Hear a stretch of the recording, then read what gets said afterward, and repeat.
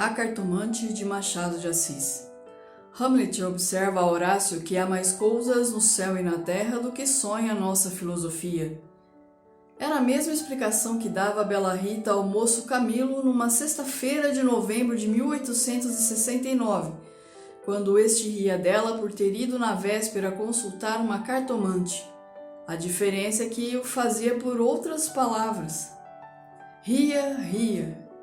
Os homens são assim, não acredita em nada, pois sabe que fui e que ela adivinhou o motivo da consulta, antes mesmo que eu lhe dissesse o que era.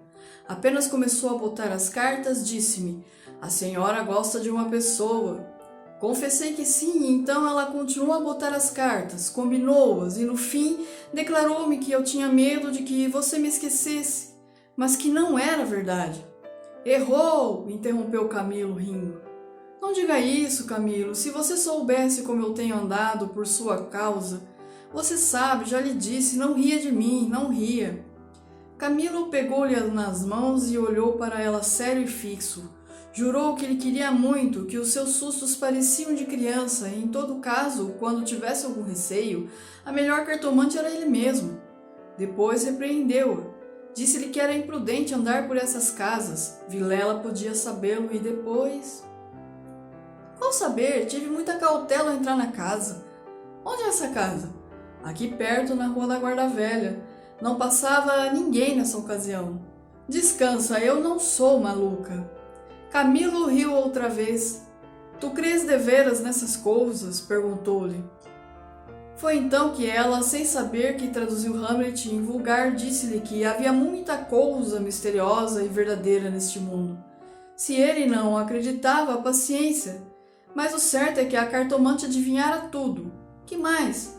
A prova é que ela agora estava tranquila e satisfeita. Cuido que ele ia falar, mas reprimiu-se. Não queria arrancar-lhe as ilusões.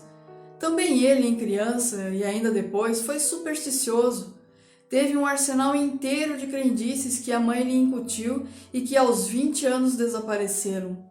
No dia em que deixou cair toda essa vegetação parasita e ficou só o tronco da religião, ele, como tivesse recebido da mãe ambos os ensinos, envolveu-os na mesma dúvida e logo depois em uma só negação total. Camilo não acreditava em nada.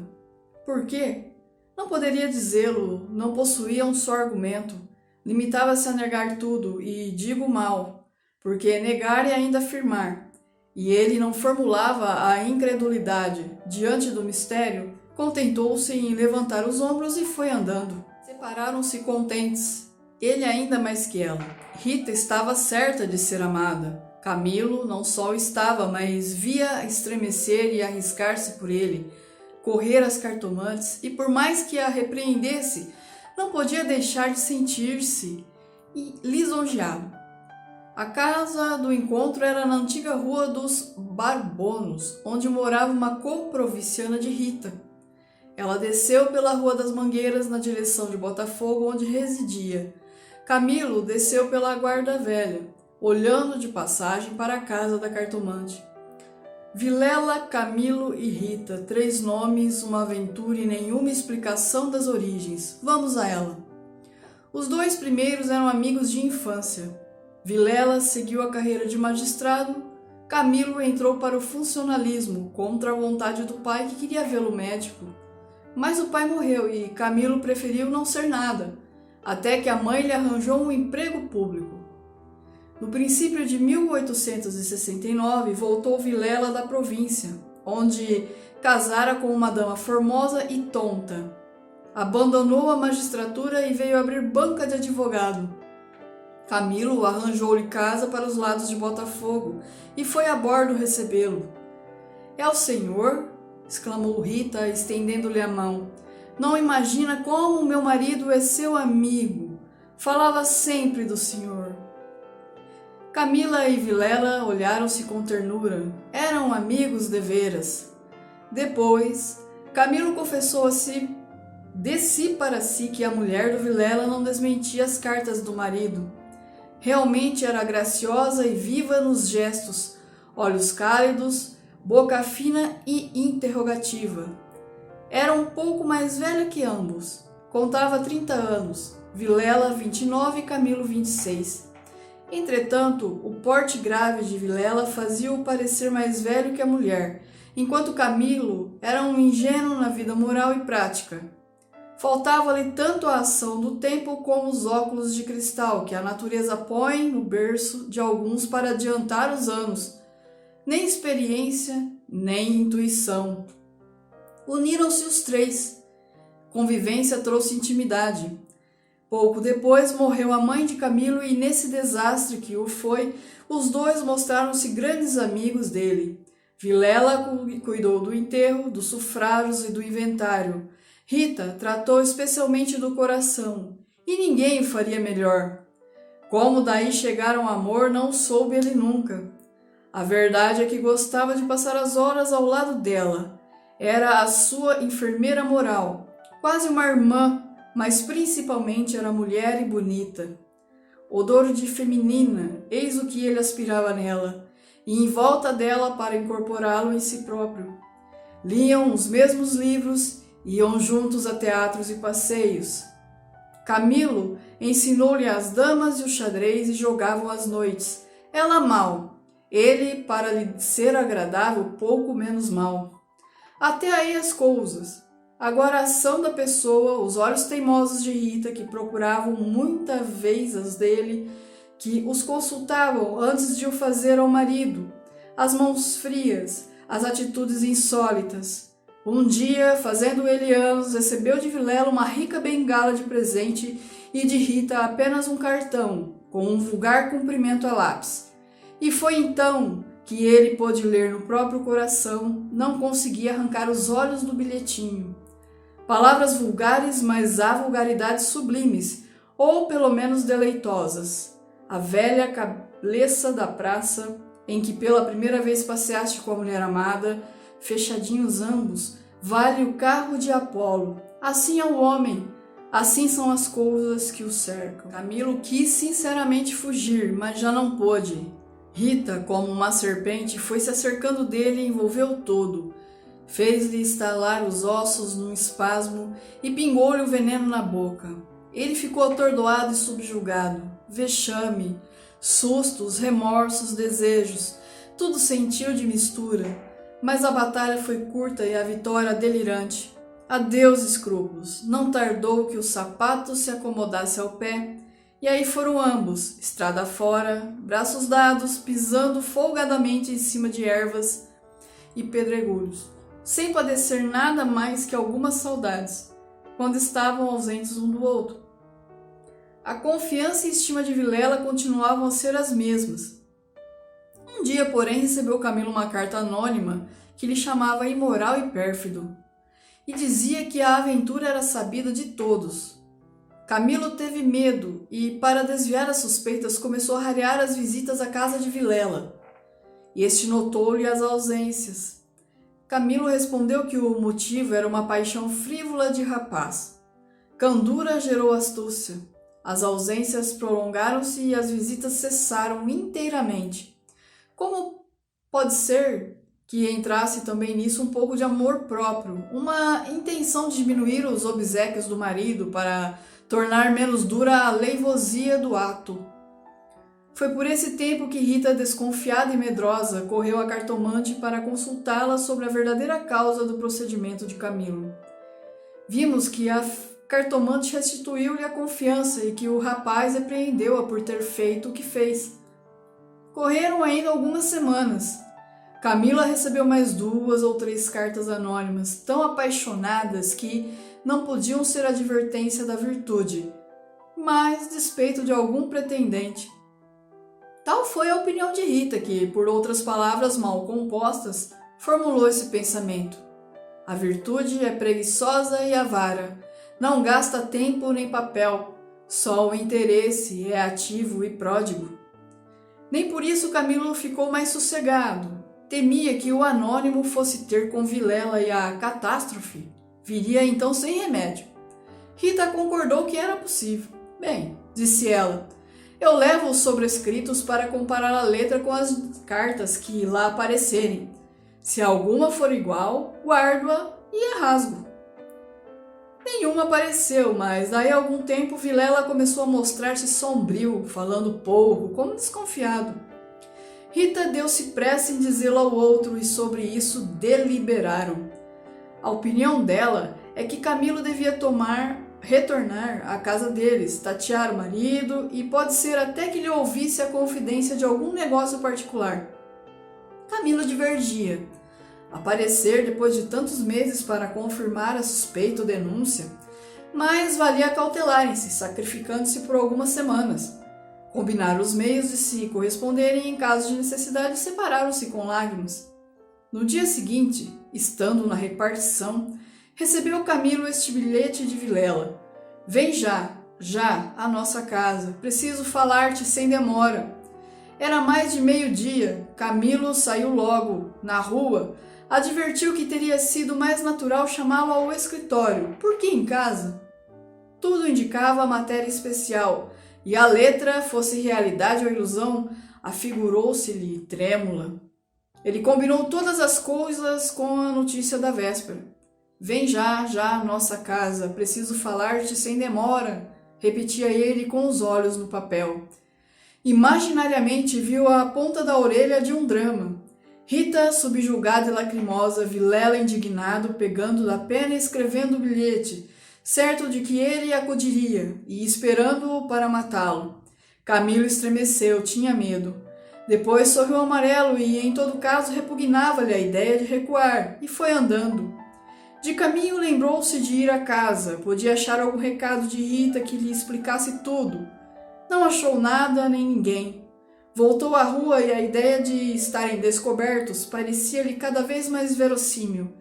Era natural uma denúncia anônima, até da própria pessoa que o ameaçara antes. Podia ser que Vilela conhecesse agora tudo. A mesma suspeição das suas visitas, sem motivo aparente, apenas com um pretexto fútil, viria confirmar o resto.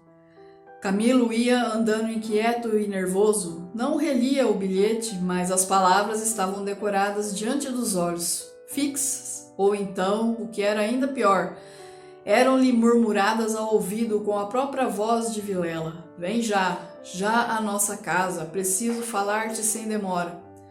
Ditas assim pela voz do outro, tinham um tom de mistério e ameaça.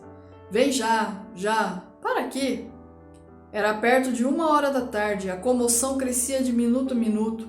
Tanto imaginou o que se iria passar que chegou a crê-lo e vê-lo. Positivamente tinha medo. Entrou a cogitar em ir armado, considerando que, se nada houvesse, nada perdia, e a precaução era útil. Logo depois rejeitava a ideia vexado de si mesmo e seguia, picando o passo na direção do Largo da Carioca, para entrar num tílburi. Chegou, entrou e mandou seguir a trote largo. Quanto antes melhor, pensou ele, não posso estar assim. Mas o mesmo trote do cavalo veio agravar-lhe a comoção. O tempo voava e ele não tardaria a entestar com o perigo. Quase no fim da Rua da Guarda Velha, o tílburi teve de parar. A rua estava atravancada com uma carroça que caíra.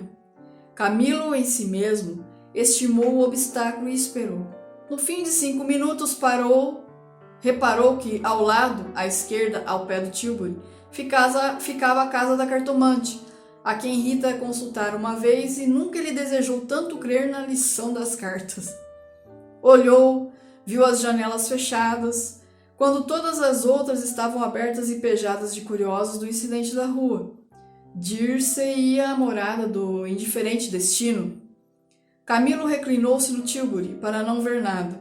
A agitação dele era grande, extraordinária, e do fundo das camadas morais emergiam alguns fantasmas de outro tempo. As velhas crenças, as superstições antigas. O cocheiro propôs-lhe voltar à primeira travessa e ir por outro caminho. Ele respondeu que não, que esperasse, e inclinava-se para fitar a casa.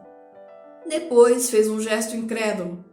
Era a ideia de ouvir a cartomante que lhe passava ao longe, muito longe, com vastas asas cinzentas. Desapareceu, reapareceu e tornou a esvair-se no cérebro. Mas daí a pouco moveu outra vez as asas, mais perto, fazendo os giros concêntricos.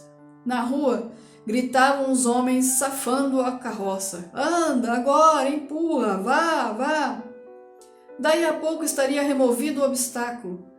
Camila fechava os olhos, pensava em outras coisas, mas a voz do marido sussurrava-lhe às orelhas as palavras da carta. Vem, já, já, e ele via as contorções do drama e tremia. A casa olhava para ele, as pernas queriam descer e entrar. Camilo achou-se diante de um longo véu opaco, pensou rapidamente no inexplicável de tantas coisas. A voz da mãe repetia-lhe uma porção de casos extraordinários, e a mesma frase do príncipe da Dinamarca reboava-lhe dentro. Há mais coisas no céu e na terra do que sonha a filosofia. Que perdia ele se... Deu por si na calçada ao pé da porta. Disse ao cocheiro que esperasse e rápido enfiou pelo corredor e subiu a escada. A luz era pouco, os degraus comidos dos pés, o corrimão pegajoso, mas ele não viu nem sentiu nada. Trepou e bateu. Não aparecendo ninguém, teve ideia de descer, mas era tarde. A curiosidade fustigava-lhe o sangue. As fontes latejavam-lhe. Ele tornou a bater uma, duas, três pancadas. Veio uma mulher, era a cartomante. Camilo disse que ia consultá-la. Ela fê-lo entrar. Dali subiram ao sótão por uma escada ainda pior que a primeira e mais escura. Em cima havia uma salinha, mal alumiada por uma janela, que dava para o telhado dos fundos. Velhos trastes, parede sombria, um ar de pobreza que antes aumentava do que destruía o prestígio. A cartomante fê-lo sentar diante da mesa e sentou-se do lado oposto com as costas para a janela, de maneira que a pouca luz de fora batia em cheio no rosto de Camilo. Abriu a gaveta e tirou um baralho de cartas compridas e enxovalhadas. Enquanto as baralhava, rapidamente olhava para ele. Não de rosto, mas por baixo dos olhos. Era uma mulher de 40 anos, italiana, morena e magra, com grandes olhos sonsos e agudos. Voltou 3 cartas sobre a mesa e disse-lhe: Vejamos primeiro o que é que o traz aqui. O senhor tem um grande susto. Camilo, maravilhado, fez um gesto afirmativo. E quer saber, continuou ela, se lhe acontecerá alguma coisa ou não.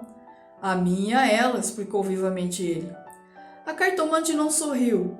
Disse-lhe que só esperasse. Rápido, pegou outra vez as cartas e baralhou-as, com os longos dedos finos, de unhas descuradas. Baralhou-as bem, transpôs os maços 1, 2, 3 vezes. Depois começou a estendê-las. Camilo tinha os olhos nela, curioso e ansioso. As cartas dizem-me. Camilo inclinou-se para beber uma a uma as palavras. Então ela declarou-lhe que não tivesse medo de nada. Nada aconteceria nem a um nem a outro. Ele, o terceiro, ignorava tudo. Não obstante, era indispensável muita cautela. Ferviam invejas e despeitos. Falou-lhe do amor que os ligava, da beleza de Rita. Camilo estava deslumbrado. A cartomante acabou, recolheu as cartas e fechou-as na gaveta. A senhora restituiu-me a paz de espírito, disse ele, estendendo a mão por cima da mesa e apertando a da cartomante. Esta levantou-se rindo. Vá, disse ela, vá, ragazzo innamorato. E de pé, com o dedo indicador, tocou-lhe na testa. Camilo estremeceu como se fosse a mão da própria Sibila e levantou-se também. A cartomante foi à cômoda, sobre a qual estava um prato com passas, tirou um cacho dessas, começou a despencá-las e a comê-las, mostrando 2 fileiras de dentes que desmentiam as unhas. Nessa mesma ação comum, a mulher tinha um ar particular. Camilo, ansioso por sair, não sabia como pagasse, ignorava o preço. Passas custam dinheiro, disse ele, afinal tirando a carteira. Quantas quer mandar buscar? Pergunte ao seu coração, respondeu ela. Camilo tirou uma nota de 10.000 réis e deu-lhe. Os olhos da cartomante fuzilaram. O preço usual era 2.000 réis. Vejo bem que o senhor gosta muito dela. E faz bem. Ela gosta muito do senhor. Vá tranquilo. Olha a escada, é escura, ponha o chapéu. A cartomante tinha já guardado a nota na algibeira e descia com ele, falando com um leve sotaque. Camilo despediu-se dela embaixo e desceu a escada que levava à rua, enquanto a cartomante, alegre com a paga, tornava acima, cantarolando uma barcarola. Camilo achou o Tilbury esperando. A rua estava livre. Entrou e seguiu a trote largo. Tudo lhe parecia agora melhor. As outras coisas traziam um outro aspecto. O céu estava límpido, as caras joviais. Chegou a rir dos seus receios, que chamou pueris. Recordou os termos da carta de Vilela e reconheceu que eram íntimos e familiares. Onde é que ele lhe descobrira a ameaça? Advertiu também que eram urgentes e que fizera mal em demorar-se tanto, pois podia ser algum negócio grave e gravíssimo. Vamos depressa, repetia ele ao cocheiro. E consigo, para explicar a demora ao amigo, engenhou qualquer coisa. Parece que formou também o plano de aproveitar o incidente para tornar a antiga assiduidade. De volta com os planos, reboavam-lhe na alma as palavras da cartomante. Em verdade, ela adivinhara o objeto da consulta, o estado dele, a existência de um terceiro. Por que não adivinharia o resto?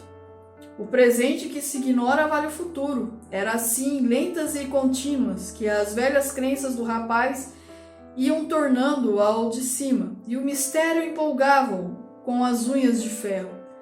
Às vezes queria rir, e ria de si mesmo, algo vexado. Mas a mulher, as cartas, as palavras secas e afirmativas, a exortação. Vá, ragazzo innamorato! E no fim ao longe a barcarola da despedida lenta e graciosa. Tais eram os elementos recentes que formavam, com os antigos, uma fé nova e vivaz. A verdade é que o coração ia alegre e impaciente, pensando nas horas felizes de outrora e nas que haviam de vir. Ao passar pela glória, Camilo olhou para o mar e estendeu os olhos para fora até onde a água e o céu dão um abraço infinito. E teve assim uma sensação de futuro, longo, interminável. Daí a pouco chegou à casa de Vilela. Apeou-se, empunhou a porta de ferro do jardim e entrou. A casa estava silenciosa, subiu os 6 degraus de pedra e mal teve tempo de bater, a porta abriu-se e apareceu-lhe Vilela. Desculpa, não pude vir mais cedo, que há? Vilela não lhe respondeu. Tinha as feições descompostas. Fez-lhe sinal e foram para uma saleta interior. Entrando, Camilo não pôde sufocar um grito de terror. Ao fundo, sobre o canapé, estava Rita, morta e ensanguentada. Vilela pegou-o pela gola e, com 2 tiros de revólver, estirou o morto no chão.